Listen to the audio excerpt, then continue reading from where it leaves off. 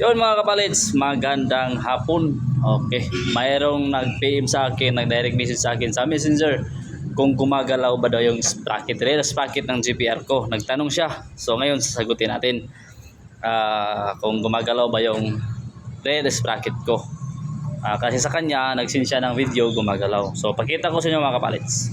So yan yung sprocket ng GPR natin mga kapalids, GPR 250. Hindi siya gumagalaw. Yan. Yan, matigas po yan. Yan, hindi siya gumagalaw. Actually, yung normal talaga nito, may play siya kahit konting play. Konting play lang ng paggalaw ng sprocket. Sa akin, nasobraan to sa interior na nilagay ko mga kabalids. Hindi na siya stock, conversion na siya. Yung kay loads na pinakita sa akin is stock, umiikot siya, gumaganon yung sprocket. So ang posibleng dahilan nun bakit umiikot is yung rubber damper or hub damper doon nakalagay sa ilalim ng hub. Diyan medyo maluwag na, pero kung titingnan mo doon sa ilalim makapal pa yung damper, kaso nga lang may yung clearance is malaki.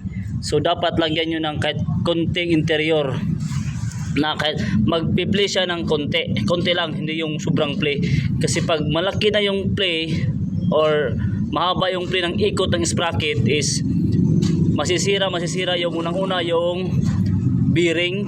Ito yung bearing dito. Pangalawa, mabibiyak yung mga hub natin. Kaya may nagreklamo bakit nabibiyak yung mga hub dito, mga bibiyak yan. Kasi pag bumibira yung sprocket, malaki yung ganon, so masisira yung bearing. At saka ito, gumaganon yan, gumaganon. Lalo na pag hindi alignment yung kanina, gumaganon siya. So mas maganda kung may play siya, kaunti lang naman. Kahit ganito lang, ganyan lang. Sa akin, nasobrahan lang, kaya hindi. Pero anyway, so far okay naman siya, good naman yung takbo niya, walang problema. So yun lang mga kapalids. Sa mga baguhan dyan, actually basic lang naman to eh. Basic lang to, hindi pa ako mekaniko. Based lang po to sa mga experience ko, na ilang motor na nawakan ko, based lang po ito. So yan wala siyang kalog, wala. Pero pag bili ko tong motor na to, mayroon siyang alog.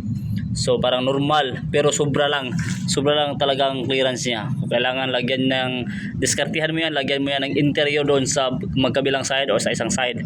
So dapat balance yung pagkalagay para hindi tabingi yung sprocket. Pangalawa, talagang masisira yung mga bearing natin dito. Yan, masisira yung mga bearing dyan. Tsaka mabibiyak yung hub. Yun yung mga kadalasan, lalo na pag mahilig ka mag-wheelie. Yun, madaling masira yung mga bearing dyan. Sa akin, hindi siya gumagalaw. Ayan o. Hindi siya gumagalaw ha. Walang galaw po yan mga kapalids. Walang galaw. Ayan o. Walang galaw. So sa'yo loads, tingnan mo, walang galaw siya. Walang galaw. So pwede mo siyang lagyan ng rubber, basta importante kaunti lang. Dapat may galaw to, kaunti lang naman. Huwag malaki yung nakita ko sa video mo, malaki na siya, mahaba yung clearance. So kailangan mo padagdagan ng rubber yan o palagyan ng rubber sa ilalim. Alam na po ng mekaniko yan, palagyan mo ng interior kahit kaunti lang. Kahit kaunti lang na may clearance siyang kaunti, normal. Pero ito, walang clearance, na sobraan lang yan. Pero anyway, okay naman, walang problema sa akin to. Yan o. Tsaka hindi siya gumagano bigla ba, hindi bumibira agad. Lalo na pag matraffic, naka-primera, malakas yung primera, hindi siya bumibira agad. So yun mga kapalids, hope na nasagot ko yung tanong mo loads, nasagot ko yung katanungan mo sa akin. So ayan, yan yung sagot ko.